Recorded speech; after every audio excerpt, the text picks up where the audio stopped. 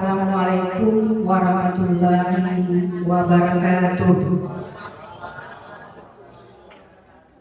Alhamdulillahirabbil alamin, wassalatu wassalamu ala asyrafil anbiya'i wal mursalin wa ala alihi washabihi ajmain, amma ba'du. Pertama-tama marilah kita ucapkan puji dan syukur kehadiran Allah Subhanahu wa taala, yang mana berkat rahmatnya lah kita bisa hadir di ruangan yang berbahagia ini. Dan tak lupa pula kami ucapkan selawat beriringkan salam pada Nabi kita, Nabi besar Muhammad Sallallahu Alaihi Wasallam. Semoga di akhir nanti kita mendapatkan syafaat dari beliau. Amin amin ya rabbal alamin. Baik, hari ini saya berdiri di sini tujuannya untuk memaparkan tugas yang diberikan oleh pendidikan CGP yang sedang saya jalani. Sebelumnya terima kasih kepada Bapak Ibu yang sudah hadir di ruangan ini. Kita bersama-sama di sini untuk saling berbagi.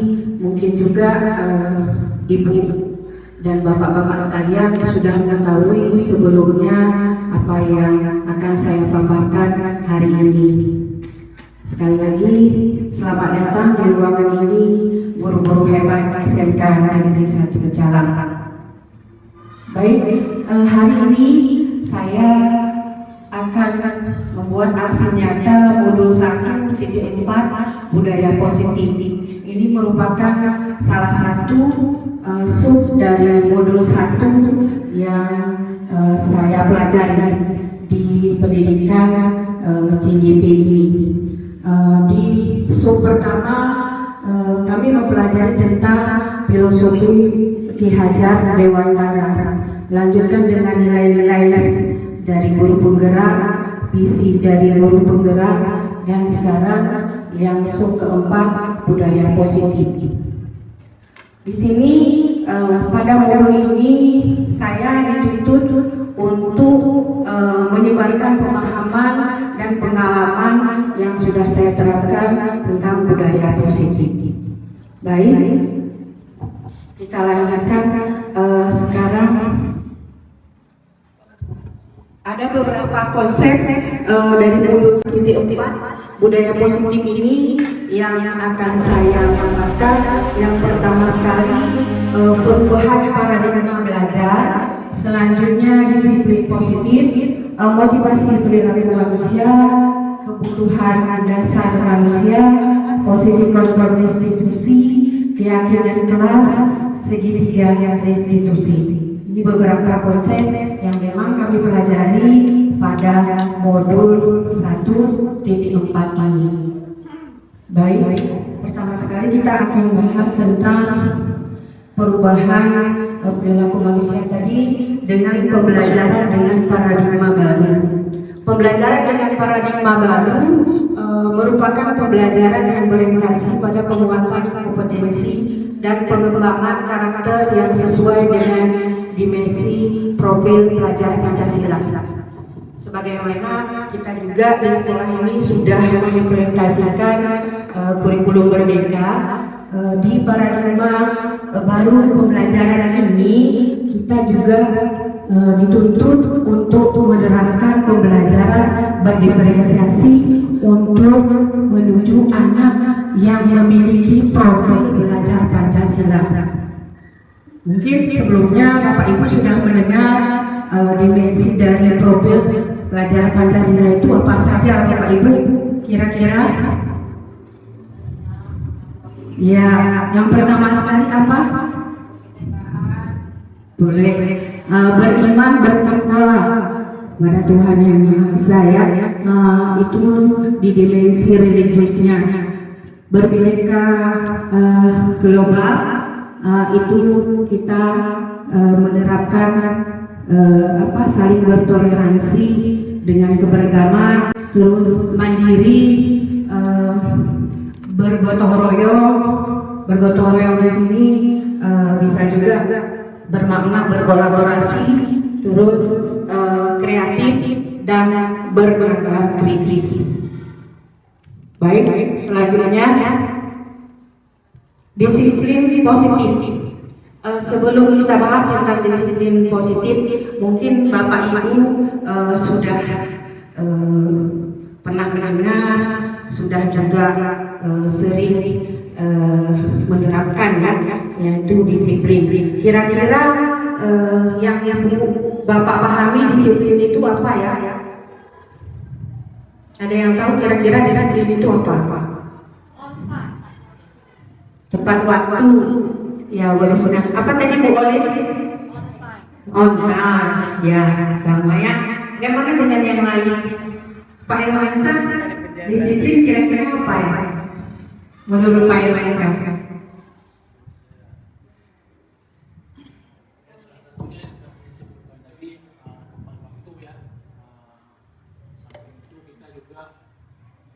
Kebiasaan diri, membiasakan diri yang baik. Disiplin itu bagi saya kebiasaan yang baik yang sering saya lakukan. Baik, terima kasih Pak Irwansyah. Betul sekali seperti yang disampaikan oleh Pak Irwansyah tadi, disiplin itu dorongan dari diri kita untuk berbuat baik. Baik, sekarang kita lanjutkan. Kalau disiplin positif itu adalah suatu pendekatan untuk menerapkan disiplin dari dalam diri anak tanpa hukuman dan hadiah. Di sini disiplin positif itu anak, sehingga anak bisa belajar dari kesalahan mereka dan tumbuh menjadi bertanggung jawab dan berempati. Baik, kita lanjutkan. Tadi disiplin tadi, ketika kita sudah menerapkan disiplin positif itu, tentunya harus ada motivasi. Di sini motivasi perlakuan manusia. Motivasi itu dorongan yang timbul pada diri seseorang secara sadar atau tidak sadar untuk melakukan suatu tindakan dengan tujuan tertentu, baik sadar atau tidak sadar. Motivasi untuk mendapatkan imbalan dari orang lain. Ini ada beberapa jenis motivasi. Yang pertama sekali tadi motivasi untuk mendapatkan imbalan dari orang lain. Misalnya kita berpendapat apa yang akan terjadi apabila saya tidak melakukannya. Itu terutama pada anak-anak kita. Selanjutnya motivasi untuk menghindari ketidaknyamanan atau hukuman. Apa yang akan saya dapatkan apabila saya melakukannya. Ini semua motivasi ini dia berasal dari luar atau juga disebut motivasi intrinsik. Di sini mereka terutama siswa tadi melakukannya karena berharap mendapatkan imbalan dari orang lain. Kalau dia misalnya tadi tepat waktu, kira-kira imbalannya apa? Misalnya kita memberikan suatu imbalan atau hadiah bagi murid-murid yang datang tepat waktu. Sedangkan kalau menghindari hukuman tadi mereka datang tepat waktu supaya tidak mendapat hukuman. Seperti di sekolah kita, misalnya kalau terlambat mereka mengambil sampah atau membersihkan kamar mandi. Jadi di sini mereka melakukannya karena untuk menghindari hukuman tersebut. Itu disebut dengan motivasi intrinsik. Sedangkan yang motivasi intrinsik yang dari dalam diri anak tersebut, motivasi untuk menghargai diri dia sendiri. Misalnya dia berkata, saya akan menjadi orang yang seperti apa bila saya melakukannya.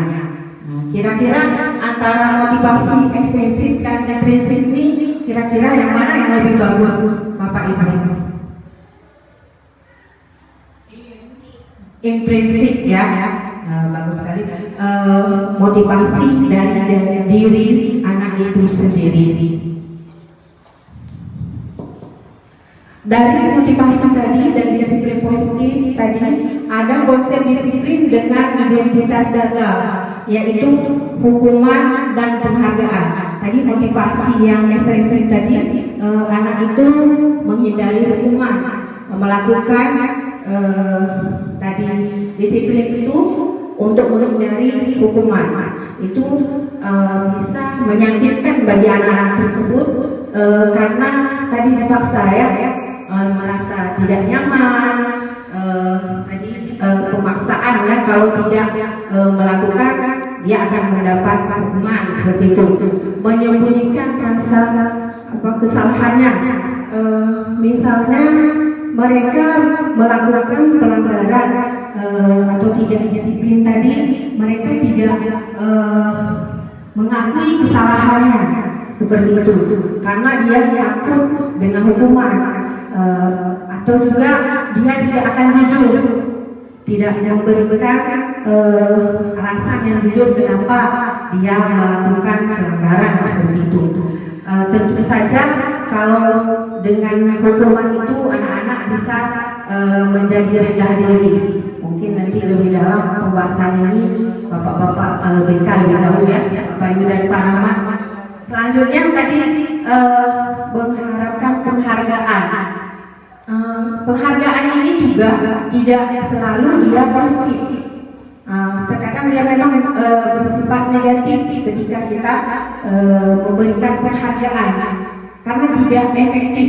Anak-anak itu melakukannya berharap mendapat penghargaan atau hadiah di sini ya. Sudah ketergantungan, negatifnya tergantungan sama kita, tidak mandiri di sini. Nanti kalau ada apa-apa, misalnya dia melanggar, saya kan ada yang belain ibu itu. Nanti saya dibelain sama pengajar, jadi nggak apa-apa. Kalau dia buat kesalahan, ada rankingannya istilahnya. Karena tadi kita udah memposisikan dia sebagai teman. Nah di sini, ayolah lakukan demi ibu. Itu posisi sebagai teman ya. Ayolah lakukan demi ibu.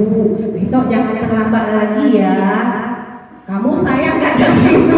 Nggak lagi itu. Nanti ibu dimarahin sama kepala sekolah. Seperti itu. Itu teman. Jadi dia, oh kalau nanti saya melanggar, ada ibu tuh. Di belakang saya ada Pak Rahmat ya, yang baik selalu dibilang. Jadi ada DT-nya dia. Di sini itu negatifnya. Jadi anak itu tidak mandiri, masih ketergantungan kepada kita, masih posisinya juga itu lemah, tidak mandiri, tergantungan gitu ya. Jawaban dari anak-anak juga, saya pikir bapak ibu teman saya ternyata bukan. Kalau dia tidak kita tolong, dia kecewa dia, jadi dibilang, saya pikir ibu teman saya pikir ibu saya sama saya. Kemarin dia bilang ini, tapi hari ini kenapa lain gitu. Itu di posisi teman yang negatifnya. Posisi yang agak lebih baik itu di pemantau ya, kayak pengawas seperti itu. Di pemantau ini kita memberikan konsekuensi seperti itu, arahan di pemantau ya. Jadi ketika pelanggaran itu kita bilang, apakah kamu tahu itu peraturan di sekolah kita bagaimana, seperti itu. Jadi kita memberi pengawasan kepada anak-anak itu. Di sini anak juga jawabannya masih, misalnya berapa banyak binatang yang ini di pemantau ini kita menjelaskan konsekuensinya ya kepada anak-anak, tapi belum ada penanganannya yang harus bagaimana untuk anak itu biar berubah. Masih kita memberi pengertian di pemantau ini istilahnya. Seringnya kita ini guru-guru yang mengambil posisi aman lah seperti itu, biar jangan anak-anak benci sama kita. Jadi kita posisi pemantau saja. Ini yang mungkin saya sendiri juga pernah di posisi ini seperti itu. Ternyata ada posisi yang sangat bagus sekali di sini, di posisi restitusi, itulah sebagai manajer ya. Sebagai manajer ini kita ada langkah-langkahnya yang kita mengajukan pertanyaan kepada anak-anak itu, kita memberikan dorongan kepada anak-anak itu tadi kembali yang ada kontrol diri tadi pada anak-anak tersebut.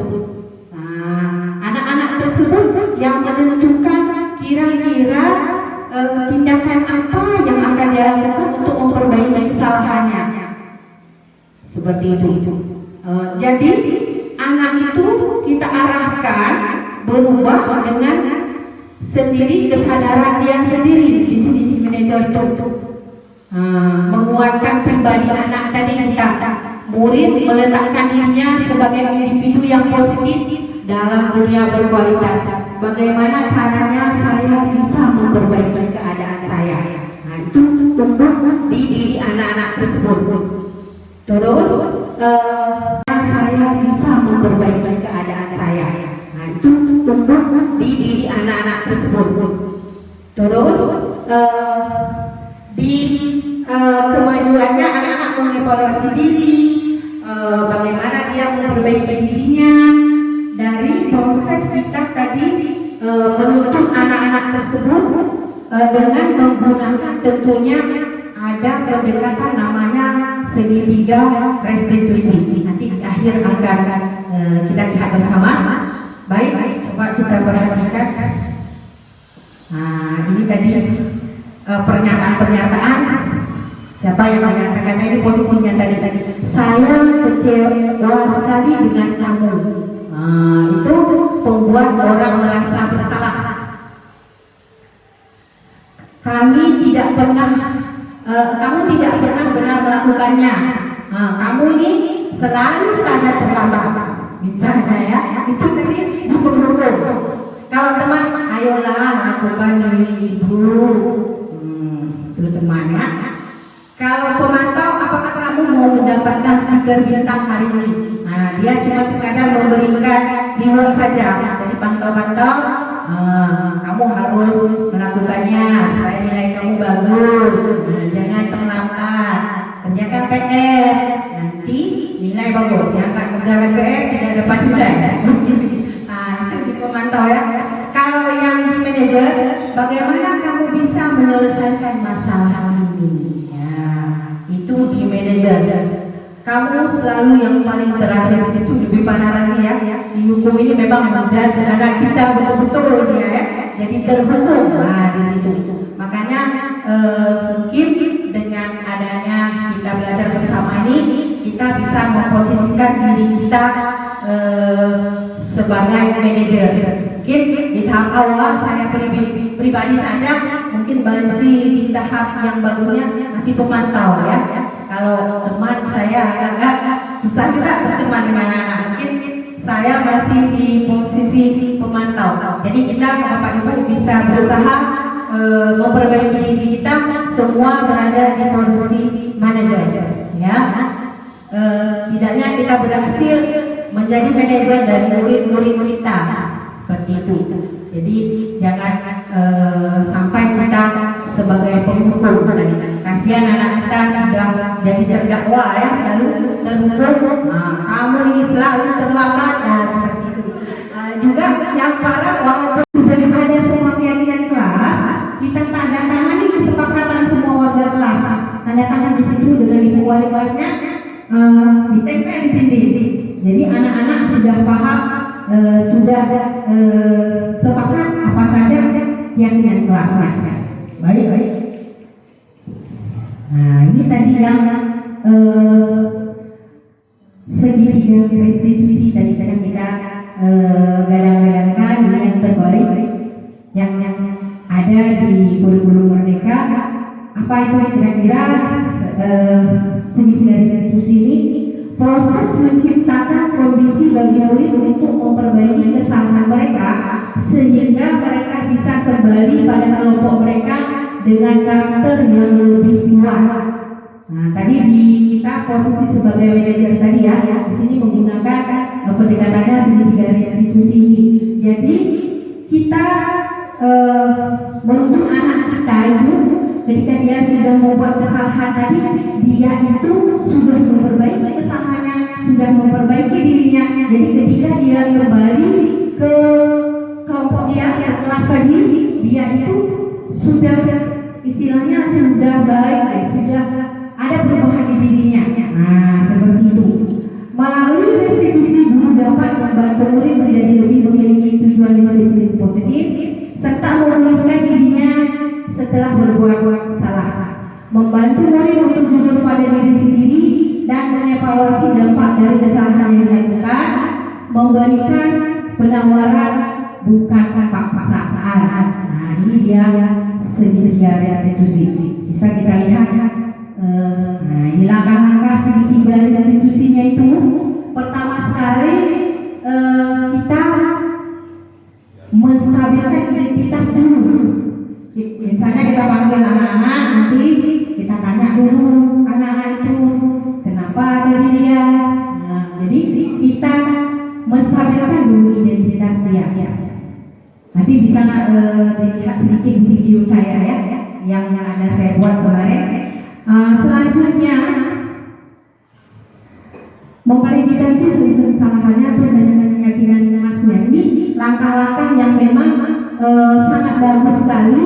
Makanya tadi ketika ada keyakinan kelas memudahkan kita tadi untuk menjadi posisi manajer tadi. Jadi kita menanyakan ke anak-anak itu kira-kira keyakinan kelas mana yang memang dia tidak langgar.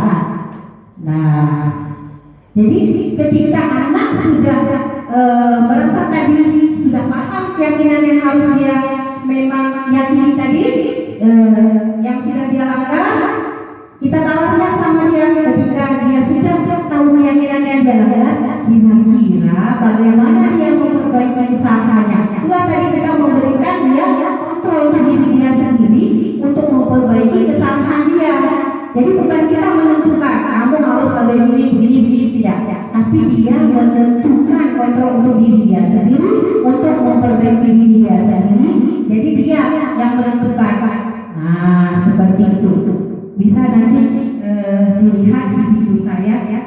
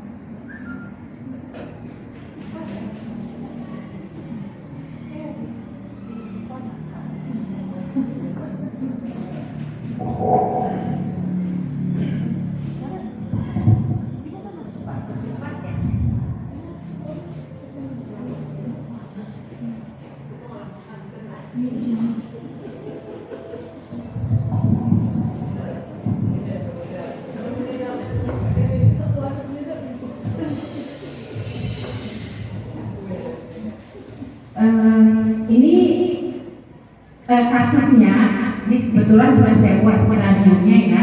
Ini contohnya anak kita juga yang baik, bukan yang kebetulan bukan yang memang ngantuk di kelas. Saya ambil Sirian. Ini kasusnya tidur di kelas, ngantuk tidur di kelas. Ya, kita melakukan langkah-langkah restitusinya. Jadi kita panggil, kita tanyakan apa benar dia tadi tidur di kelas. Kita tanyakan apa alasannya, kenapa dia tidur di kelas, seperti itu. Kita tidak menyalahkan. Jadi kita menstabilkan tadi identitasnya. Kita bilang di situ salah satu kalimatnya bisa kita sampaikan, ibu tahu gitu. Tidak semua orang itu selalu benar. Ada juga membuat kesalahan. Bukan kamu satu-satunya orang yang pernah tidur di kelas seperti itu. Ibu panggil kamu ke sini. Nah, kalau dia sudah tahu di validasi kesalahan tadi, dia sudah tahu kesalahannya. Jadi kesalahannya apa? Dia itu tidur di kelas. Kita bilang tidur di kelas itu kita tanyakan alasannya. Jadi kita tidak memberi hukuman pada dia, gitu kan? Tapi kita menanyakan alasan kenapa dia tidur di kelas seperti itu. Nanti dia menjelaskan alasannya.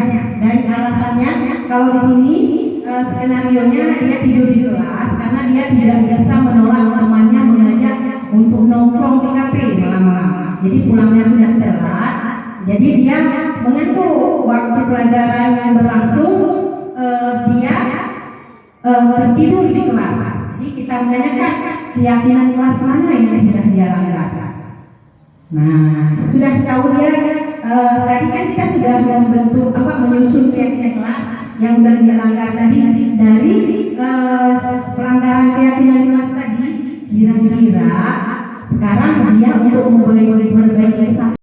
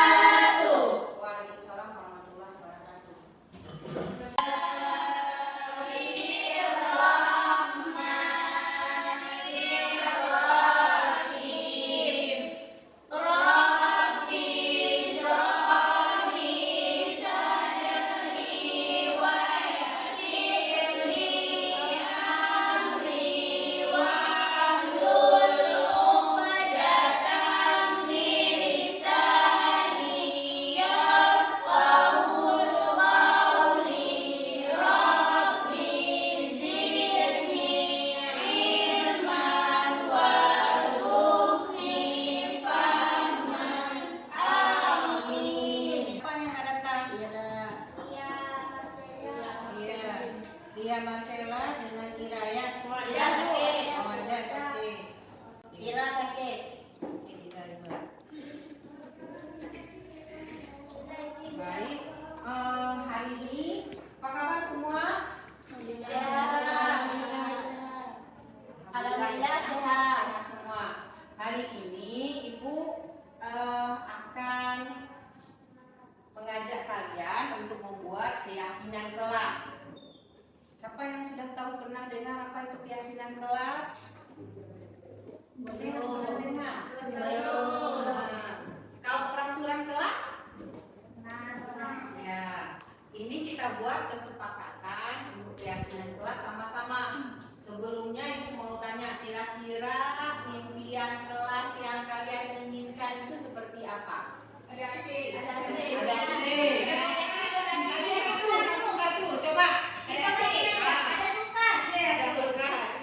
Ibu, caranya buat di kulkas. Ya. Nah, kalau ada horden ya. Itu untuk fisiknya. Kalau keadaan kita di kelas ini kira-kira maunya seperti apa? Yang tenang. Nyaman. Apa lagi? Dan aman. Kalau orang-orangnya, kalian maunya seperti apa dalam bergaul? Orang-orangnya seperti dia. Baik-baik. Nah, Sopan. Ya. Sopan, Bu.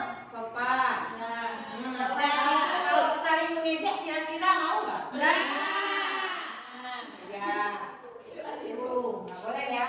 Nah, sekarang Ibu akan membagikan kertas ini. Masing-masing kalian menuliskan kira-kira maunya kelasnya seperti apa. Nah, nanti baru kita buat keyakinan kelasnya.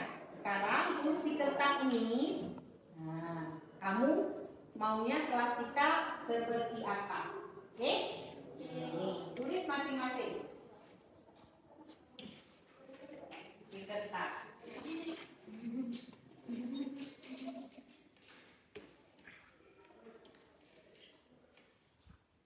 Terus nama, Bu. Nggak usah tulis. Tulis saja keinginan kamu tadi. Maunya kelasnya seperti apa? Ya, masing-masing ditulis di kertas. Tulis. Kamu maunya kelasnya bagaimana? Orang-orang yang di dalam kelas seperti apa? Nah, sudah ada semua kertasnya? Sudah. Sekarang ditulis masing-masing di kertas ini. Nanti ditempelkan di depan. Setelah sudah kita tempel, baru nanti kita baca sama-sama. Kira-kira dia sudah masuk keyakinan kelas atau tidak. Baru di akhir nanti, ketika sudah kita sepakati semuanya, baru kita tanda tangan di bawah. Nanti kita tempel di sini. Paham ya? Ya. Ada pertanyaan sebelum ditulis? Tulis apa? apa, Bu? Tulis di situ Sedikit aja, Bu, ya. keinginan kita. Sedikit aja, Bu, ya. Ya, Keinginan apa, Bu? misalnya kamu kan kalau ruangannya ini maunya apa? Bersih. Ya. Nah, kalau mau bersih kira-kira kita apain? Kita jaga kebersihannya misalnya. Atau yang lain apa lagi? Jangan membuang sampah kan? Buang Ya. sampah pada tempatnya seperti itu. Nah, itu yang kamu tulis. Mau kamu dengan keadaan kelas kita, impian kelas kita yang nyaman tadi supaya nyaman itu kira-kira bagaimana? Dalam belajar misalnya. Jangan ada yang nyontek, kamu rajin. Kehadiran kamu bagaimana? Masuk ke kelas. Kalau kita sedang belajar, ada yang terlambat, mau nggak? Nah, mengganggu kan? Nah, itu dibuat di situ supaya kamu jangan merasa tidak nyaman, terganggu ketika proses belajar. Kira-kira maunya seperti apa? Tulis saja di situ. Kalau cukup satu lembar, minta lagi lembaran yang sama itu. Sudah dapat kira-kira idenya apa? Tuangkan ide-ide kamu. Nah, di situ ditulis idenya untuk kelas kita.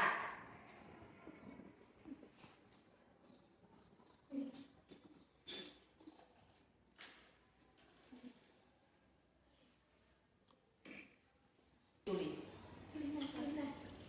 Maju ke depan, tempel di sebelah sini.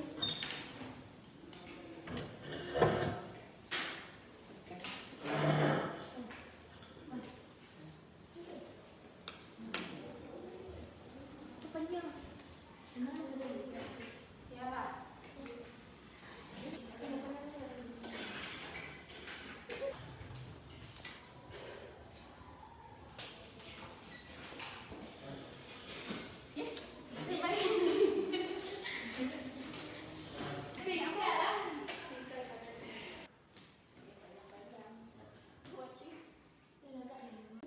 Sudah ya, ini sudah dapat tadi yang kira-kira keinginan ide yang kalian sampaikan untuk kelas impian kita ya.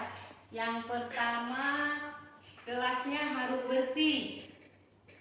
Ingin saya adanya AC di kelas, ada tutup jendela, ada karya tangan ditempel di kelas, sampahnya dibuang di tempat. Kelas harus bersih. Kita kelompokkan dulu ya di sini ya. Yang pertama sekali,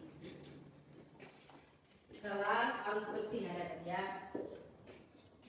Kelas harus bersih. Nah, habis itu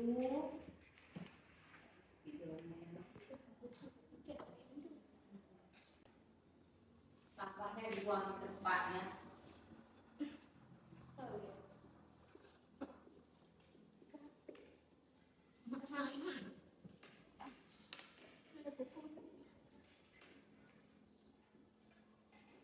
Nah, jadi kelas lebih rapi dan nyaman. Rapi dan nyaman ya.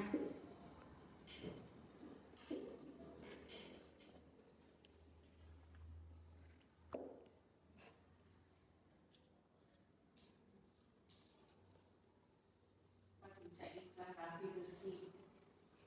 Yang kelas nyaman, bersih, aman.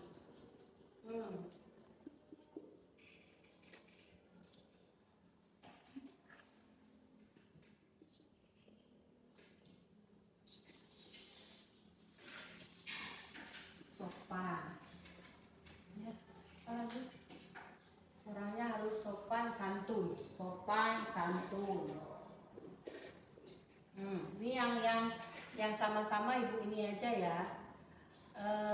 Kompak antar sesama.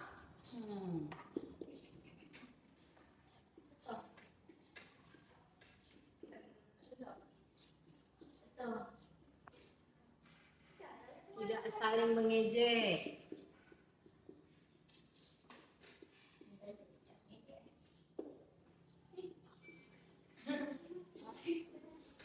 Tidak saling mengejek, saling membantu.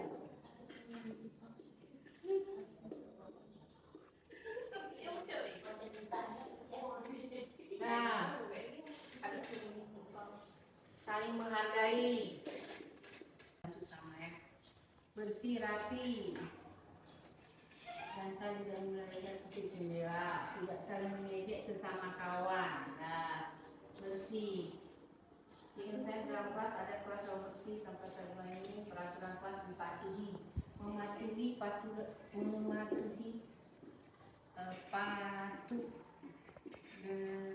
mematuhi patuh dengan aturan kelas. Pagi yang saya saat belajar tentang tidak boleh ada yang ribut.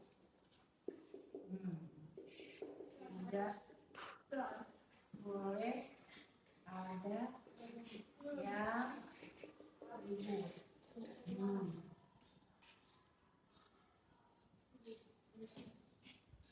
Tidak boleh ada yang ribut, mengganggu kenyamanan orang lain ya.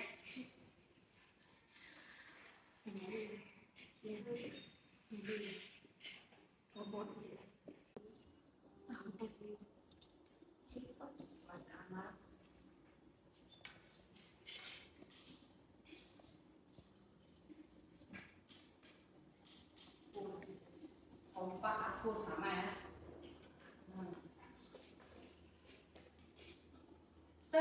Ini kira-kiranya. Sudah dapat beberapa idenya ya.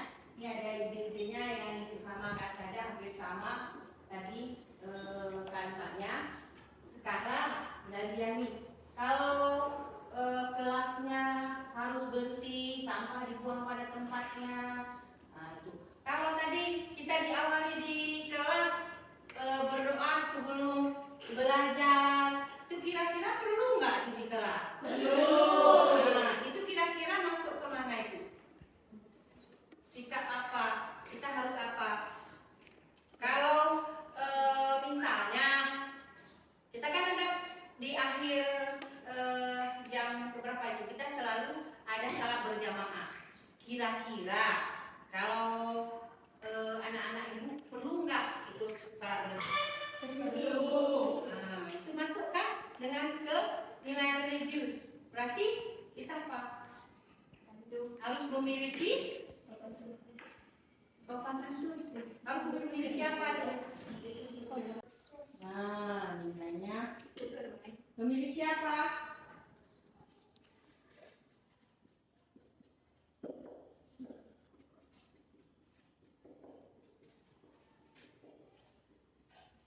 Ya, memiliki nilai religius. Itu tadi berdoa sebelum mulai pelajaran, ikut salat berjamaah seperti itu kan.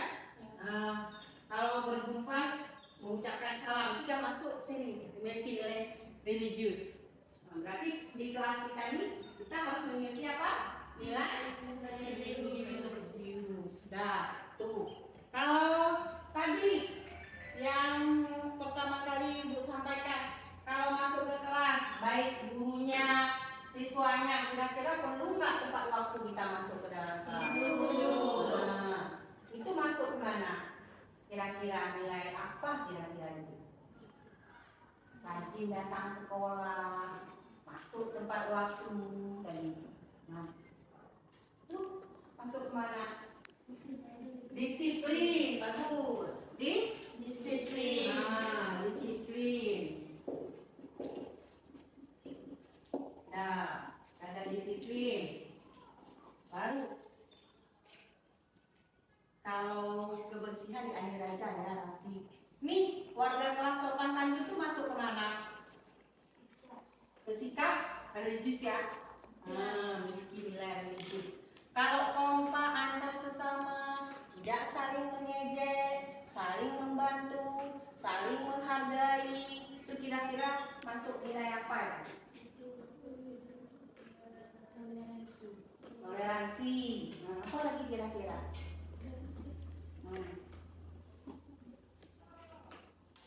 Menghormati kan? Saling menghormati dan menghargai gitu ya. Boleh ke toleransi boleh juga. Toleransinya saling menghargai ya. Saling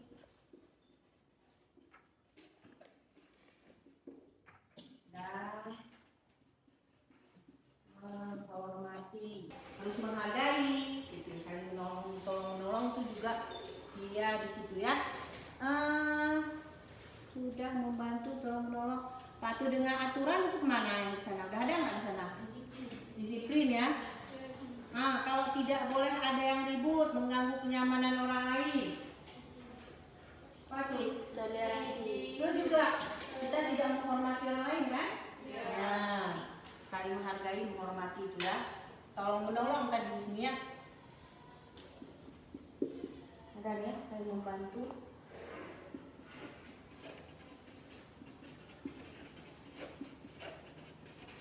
Tolong menolong ini kan sama juga seperti apa tuh kita masukkan tolong menolong. Selain tolong menolong, kalau bekerja sama apa namanya? Dan saling membersihkan, kalau lagi kan sama-sama membantu. Gotong royong itu dengan tolong menolong itu bisa digabung nanti ya di sini ya. Gotong royongnya.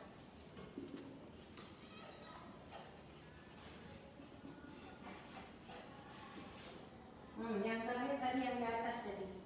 Yang di atas ini tadi kita harus setelah kita harus bersih, sampah dibuang pada tempatnya, rapi. Kebersihan itu masuk mana dulu enggak? Disiplin ya. Masuk ke disiplin. Gotong royong ya juga, toleransi ya juga. Tolong menolong kan kalau kita ini seperti tadi donasi itu tolong menolong juga. Kira-kira yang tadi udah kebersihan dan disiplin ya juga masuk sana ya. Nah, udah ini semua ini ada nggak perlu ditambah lagi ya? Kan cukup itu aja. Sudah.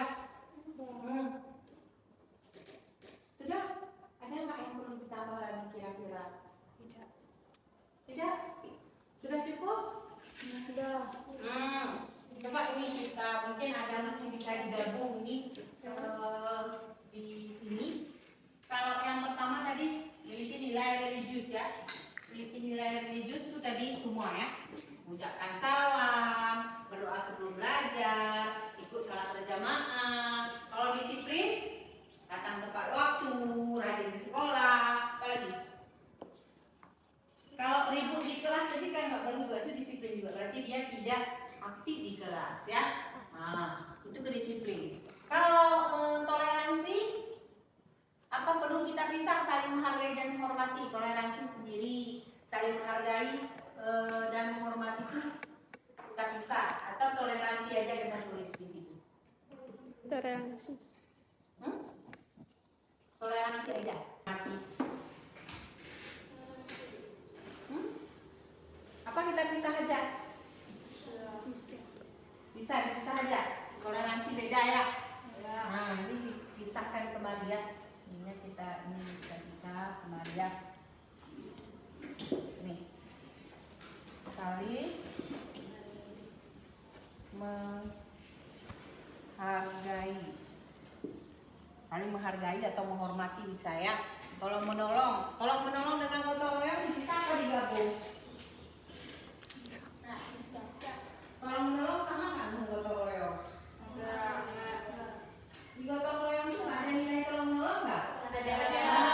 Berarti tolong menolong ada gotong royong aja, sama dia kan? Iya. Nah, berarti di sini kita buat memiliki nilai religius, disiplin, toleransi, gotong royong, saling menghargai. Bisa? Bisa ya? Di sini. Udah bagus nih. Seimbang. Nanti ini enggak ya? Enggak, itu videonya ke belakangnya. Tunggu. Ya, ini kita kelas 10 DPB ini yang pertama religius, disiplin, toleransi dan gotong royong. Dapat ya? Ya. Ada dapat yang sudah kita sepakati. Sekarang Maju satu-satu tanda tangan. Mulai dari Rosman. Oke. Di sini tanda tangan. Maju.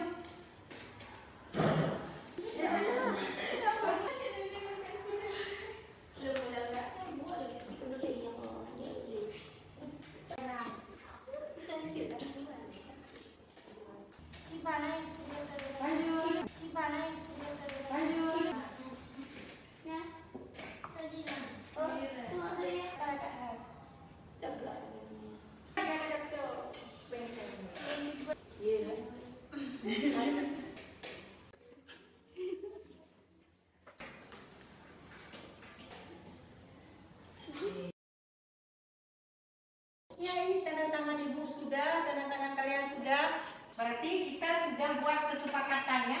Nanti kita tinggal tempel di dinding hasil kesepakatan kita tentang keyakinan kelas. Harapan kita nanti ke depannya kita akan menerapkan keyakinan kelas kita ini, jangan lagi ada pelanggaran dan ketidakdisiplinan ya. Jadi kita yakini keyakinan kelas kita bersama untuk supaya kelas kita menjadi kelas impian. Tepuk tangan kita semua. Terima kasih untuk hari ini. Demikianlah untuk keyakinan kelas kita. Harapan ibu sekali lagi, mari kita sama-sama menerapkan keyakinan kelas kita bersama-sama. Terima kasih. Assalamualaikum warahmatullahi wabarakatuh.